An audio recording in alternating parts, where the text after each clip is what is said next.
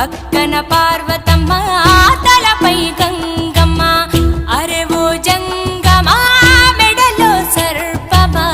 బూడిద దేహమా సిగలో సందమామా సృష్టిని సృష్టించగా తొలిగా పుట్టావట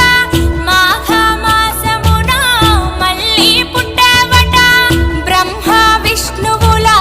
తగువును తెచ్చావట మహాశివరాత్రిగా మహిలో నిలిచావట అరే ఓ జంగమా